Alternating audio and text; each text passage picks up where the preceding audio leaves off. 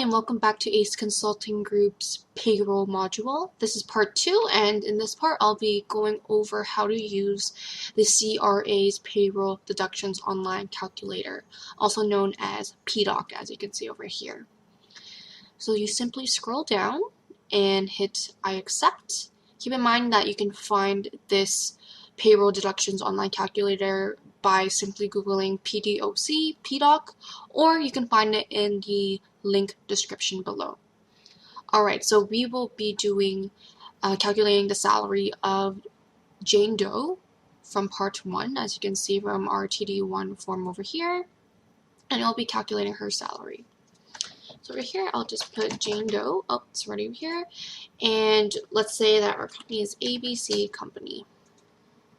Now, because I reside in Ontario, I'm going to put Ontario over here, and because I filled in the TD1ON form, the Ontario form, it makes sense to put Ontario, and I will click bi-weekly, and this pay period frequency really depends on you.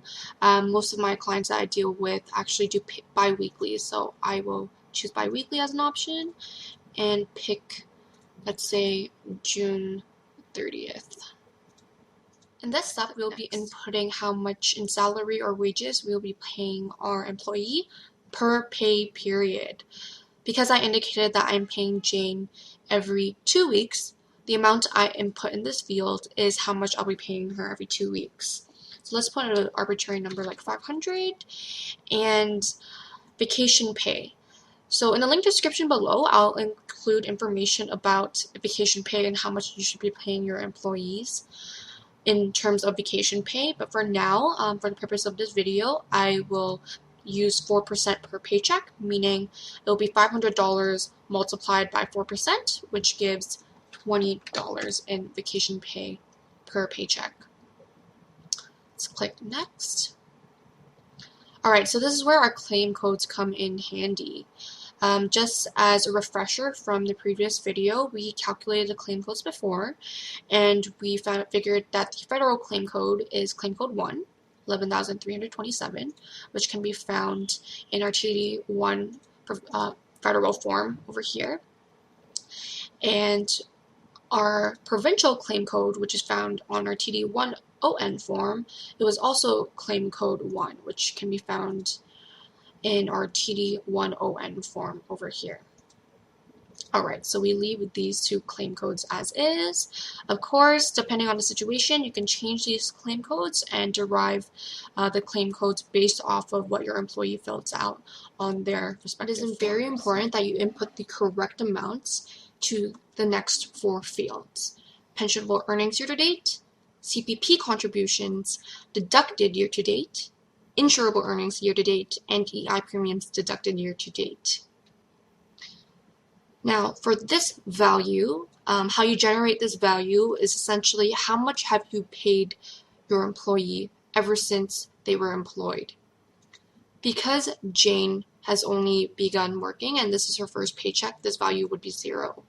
And likewise for how much has been deducted, because you have deducted nothing yet. However, let's assume for a moment that this is her second paycheck.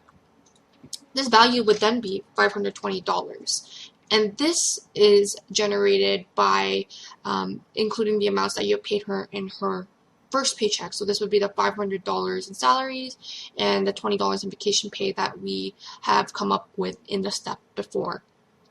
The neat trick to keep note of is that pensionable earnings and insurable earnings have the same amount.